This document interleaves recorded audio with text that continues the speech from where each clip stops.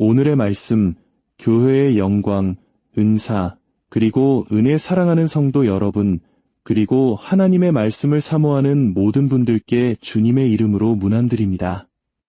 오늘 우리는 잠시 세상의 소음에서 벗어나 우리 자신이 속한 공동체, 바로 교회의 본질에 대해 깊이 묵상하는 시간을 갖고자 합니다.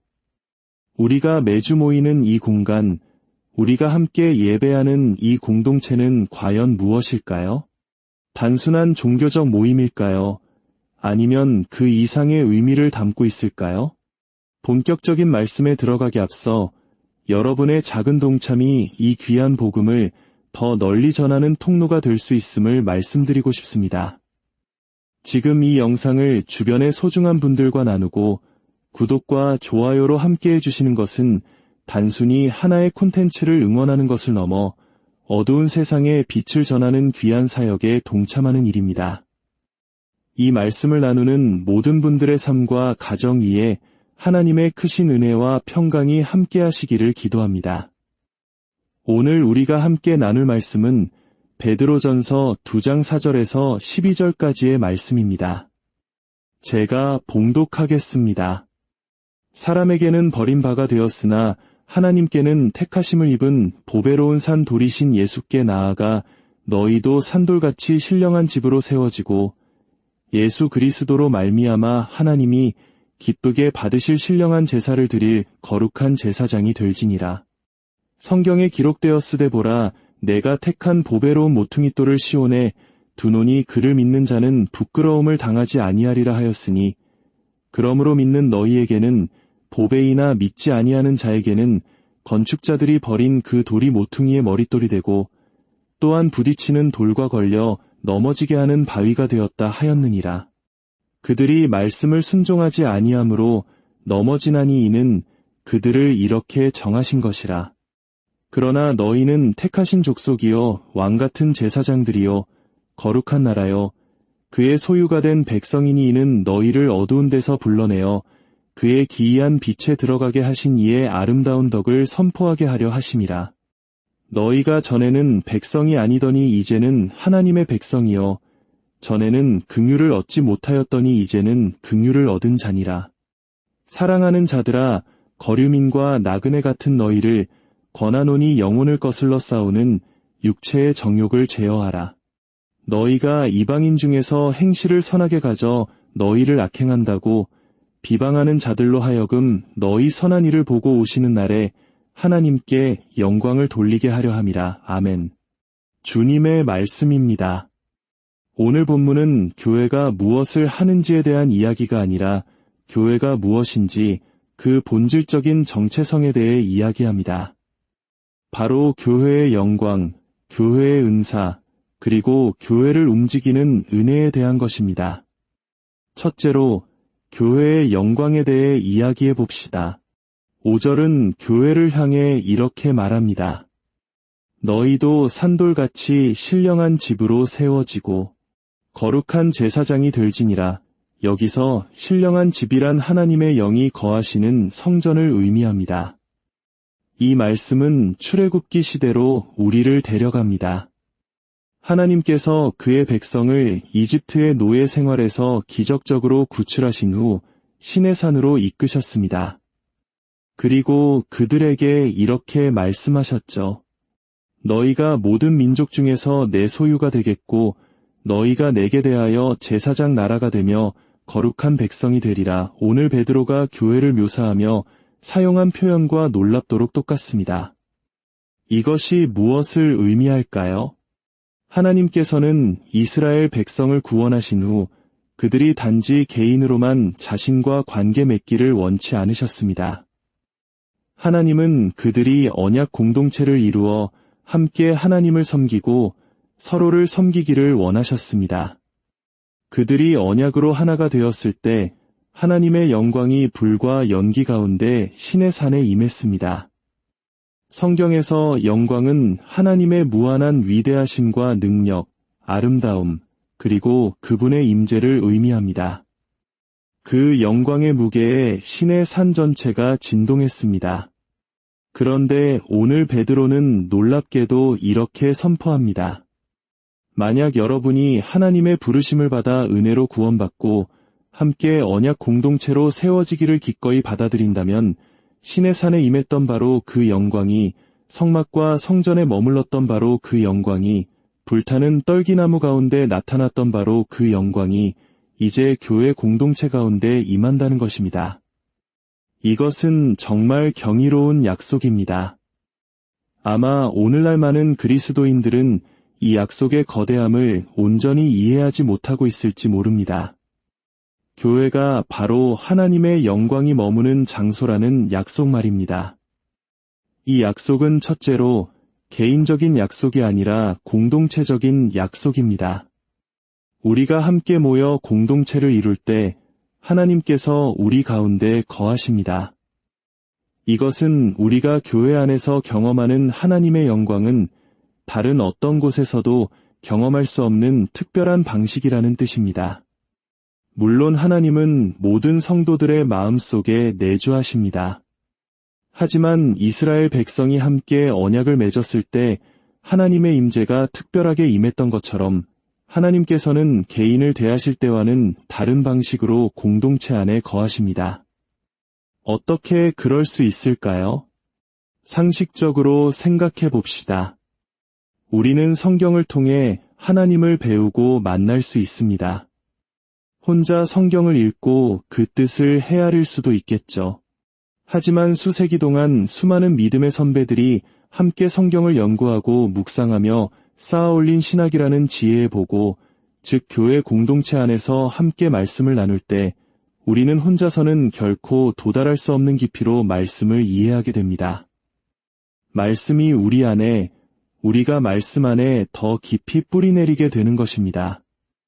또한 공동체가 함께 드리는 예배와 기도는 개인적인 기도와는 비교할 수 없는 차원의 연결을 하나님과 만들어냅니다.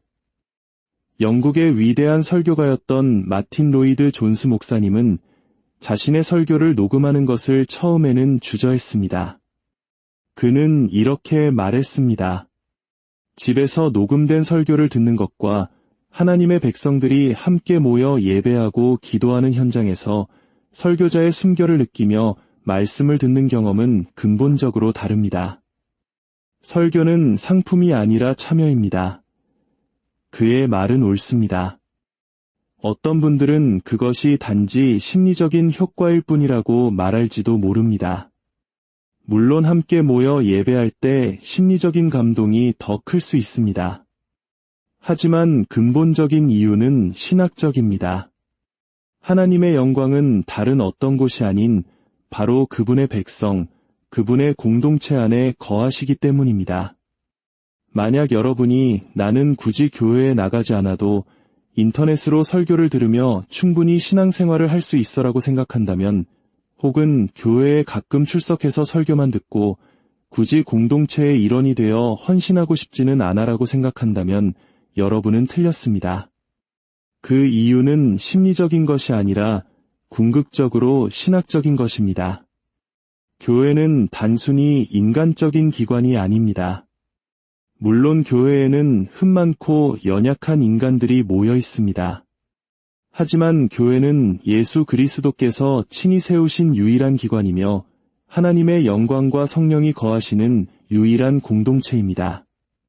그래서 우리는 교회에서 어떤 일이 일어날지 결코 예측할 수 없습니다. 이사야 선지자는 성전에 갔다가 높이 들린 보좌에 앉으신 하나님을 보았습니다. 그날 이후 그의 삶은 완전히 변했습니다. 왜 하필 그날이었을까요? 그는 이전에도 수없이 성전에 갔을 텐데요. 그렇습니다.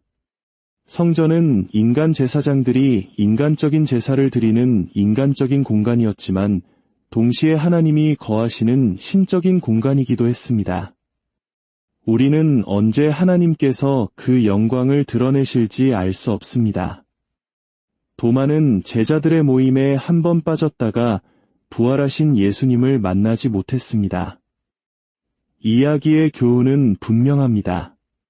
교회 모임을 놓치지 마십시오. 언제 예수님이 나타나실지, 언제 하나님의 영광이 성전을 가득 채울지 우리는 알 수 없기 때문입니다.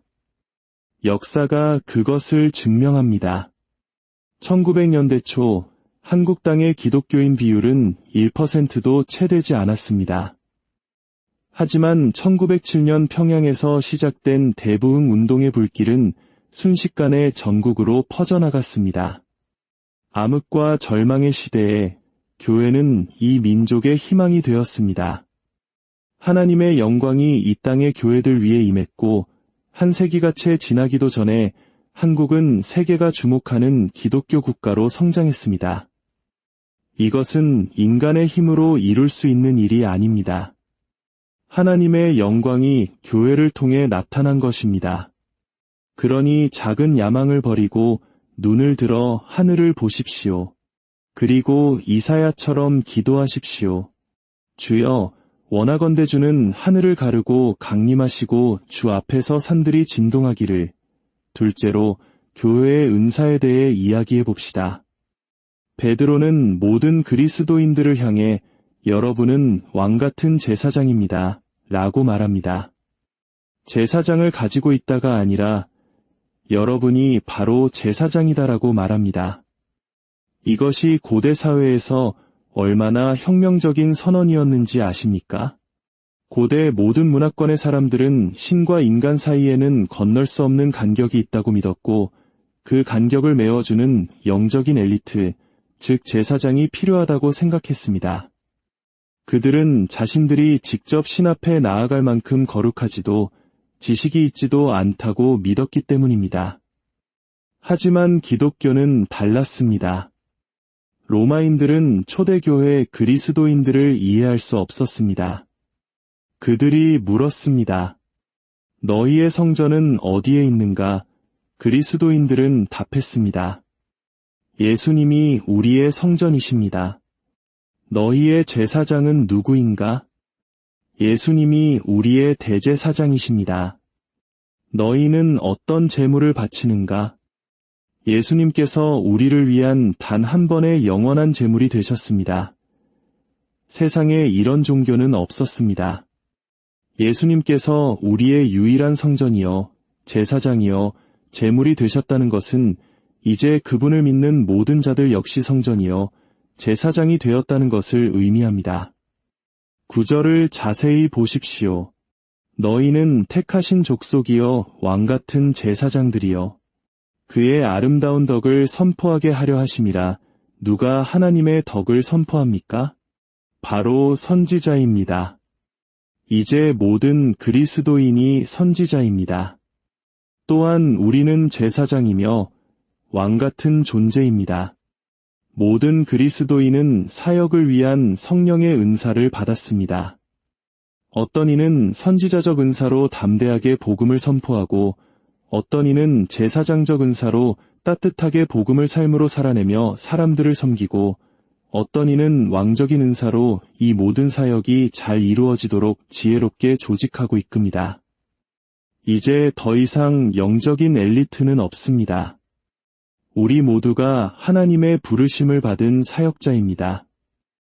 이것은 교회가 단순히 규칙과 직분으로 움직이는 상명하달식의 기관이 아님을 의미합니다. 오히려 교회는 공동의 비전으로 연합하여 아래로부터 솟아나는 생명력으로 가득한 운동입니다. 모든 성도가 하나님의 사역자라면 사실 교회는 그 어떤 한 인간에 의해 통제될 수 없습니다. 하나님께서 각 사람에게 주신 은사를 통해 친히 교회를 이끌어 가시기 때문입니다. 교회는 자기 자신을 위해 존재하는 것이 아닙니다. 교회는 교회의 회원이 아닌 사람들을 위해 존재합니다. 우리의 사명은 우리를 어둠에서 불러내어 그의 놀라운 빛으로 인도하신 하나님의 아름다운 덕을 세상에 선포하는 것입니다. 하지만 우리는 여기서 한 가지 큰 문제에 부딪힙니다. 성경은 교회가 이토록 영광스럽고 역동적인 공동체라고 말하는데 오늘날 대부분의 교회는 그렇게 보이지 않을까요?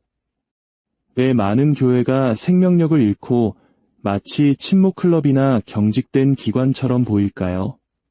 그 해답은 세 번째 요소, 바로 교회를 활성화시키는 하나님의 은혜에 있습니다. 교회 안에 잠재된 폭발적인 힘, 그 영광과 은사를 깨우는 기폭제가 필요합니다. 그것은 바로 복음 안에서 하나님의 은혜를 깊이 깨닫고 경험하는 것입니다. 역사를 보면 언제나 그랬습니다. 마르틴 루터, 존 웨슬리 같은 위대한 인물들이 종교적인 의무감 속에서 씨름하다가 오직 은혜로 말미암는 구원이라는 진리를 번개처럼 깨달았을 때 그들의 삶은 변화되었고 그 변화는 교회를 깨우고 세상을 뒤흔드는 거대한 물결이 되었습니다. 그러나 이것은 유명한 사람들만의 이야기가 아닙니다. 18세기 미국의 이름 없는 농부였던 네이선 콜이라는 사람이 있습니다. 그는 조지 히필드의 설교를 듣고 회심한 경험을 이렇게 기록했습니다. 그의 설교를 듣는 순간 내 심장에 상처를 입었습니다. 하나님의 은혜로 나의 옛 기초가 완전히 무너져 내렸고 나의 의로움이 나를 구원할 수 없다는 것을 깨달았습니다.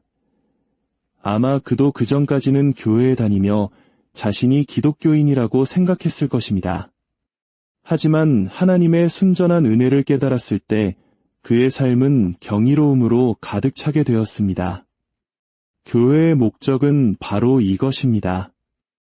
우리를 어둠에서 불러내어 그의 경이로운 빛으로 들어가게 하신 분의 아름다운 덕을 노래하는 것. 하나님의 은혜가 당신의 삶을 경이로움으로 채우지 않는 한 교회의 영광과 은사는 결코 당신 안에서 활성화되지 않을 것입니다. 어떻게 하면 우리의 삶을 이 경이로움으로 채울 수 있을까요? 본문은 은혜에 대한 세 가지 진실을 우리에게 가르쳐 줍니다. 첫째, 은혜는 얼마나 값없이 주어지는가. 본문은 우리를 택하신 족속이라고 부릅니다. 우리가 선택될 만한 뛰어난 족속이어서가 아닙니다. 하나님께서 우리를 보시고 저 사람들은 다른 사람들보다 낫구나라고 생각하셔서 선택하신 것이 아닙니다. 우리는 단지 택하심을 받은 족속입니다. 우리가 다른 사람들보다 더 나아서가 아니라 우리 안에 선한 것이 있어서가 아니라 하나님 안에 선한 것이 있기 때문입니다. 하나님께서 그저 값없는 은혜로 우리에게 다가와 내가 너의 하나님이 되겠다고 말씀하신 것입니다. 둘째, 그 결과 우리는 얼마나 사랑받는 존재가 되었는가. 본문은 우리를 그의 소유가 된 백성이라고 말합니다. 이 말은 가장 아끼는 보물이라는 뜻입니다. 한번 상상해 보십시오. 우주 만물의 주인이신 하나님께서 온 은하계와 바다와 산들을 소유하고 계시지만 그 모든 것을 합친 것보다 바로 당신을 더 소중히 여기신다고 말씀하시는 것입니다. 너는 나의 가장 소중한 보물이다. 이 사랑을 진정으로 깨닫기 전까지 우리가 하는 모든 일은 결국 자기 자신을 위한 것이 될 수밖에 없습니다. 내면의 공허함을 채우기 위해, 다른 사람들에게 인정받기 위해, 스스로 괜찮은 사람이라고 증명하기 위해 선한 일을 할지도 모릅니다. 그러나 우리가 얼마나 소중한 존재인지, 얼마나 깊이 사랑받고 있는지를 깨닫는 순간 우리는 비로소 이기심에서 벗어나 다른 사람을 위해 진정으로 헌신할 수 있게 됩니다. 셋째, 그 은혜는 얼마나 큰 희생을 치렀는가. 10절은 호세아 선지자의 이야기를 인용합니다. 하나님께서는 음란한 아내 고멜 때문에 고통받는 호세아에게 자신을 버리고 떠나 노예로 팔려간 아내를 다시 돈으로 사서 데려오라고 명령하십니다. 그리고 바로 그 지점에서 하나님은 이렇게 말씀하십니다. 언젠가 나를 배신하고 떠난 내 백성, 사랑받지 못하고 긍휼을 얻지 못했던 그들을 내가 다시 사서 내 백성으로 삼고 내 사랑을 부어줄 것이다. 베드로가 이 구절을 여기에 인용한 것은 바로 예수 그리스도 안에서 하나님께서 이 세상이라는 노예 시장에 친히 내려오셨음을 믿었기 때문입니다. 우리가 그분을 배신하고 외면했음에도 불구하고 그분은 돈이 아닌 자신의 피로 우리를 사서 하나님의 소유로 삼으셨습니다. 그분이 당신을 위해 행하신 이 일을 바라볼 때 당신은 비로소 자신이 얼마나 소중한 존재인지 깨닫게 될 것입니다. 그리고 당신의 삶은 경이로움으로 가득 차게 될 것이며 그것이 바로 당신의 삶과 우리 교회 안에 있는 하나님의 영광과 은사를 깨우는 열쇠가 될 것입니다. 함께 기도하겠습니다. 거룩하신 하나님 아버지, 오늘 말씀을 통해 우리가 속한 교회가 얼마나 영광스러운 부르심을 받은 공동체인지, 그리고 우리 각자에게 얼마나 귀한 은사를 주셨는지 다시 한번 깨닫게 하시니 감사합니다. 그러나 주님, 우리의 연약함을 고백합니다. 세상의 가치관에 물들어 교회의 참된 영광을 잊고 받은 은사를 땅에 묻어두고 값없이 주어진 그 놀라운 은혜의 감격을 잃어버린 채 살아갈 때가 많았음을 회개합니다. 주여, 구하오니 우리 안에 잠자고 있는 믿음을 깨워주소서. 예수 그리스도의 십자가 보혈로 우리를 사신 그 사랑이 다시 한번 우리의 심장을 뛰게 하시고 우리의 삶을 경이로움으로 채워주소서. 그리하여 우리 각자가 그리고 우리 교회가 다시 한번 이 땅 가운데 하나님의 살아계심을 증거하는 영광의 통로로 사랑의 도구로 쓰임받게 하여 주시옵소서. 이 모든 말씀 우리를 구원하신 예수 그리스도의 이름으로 기도드립니다.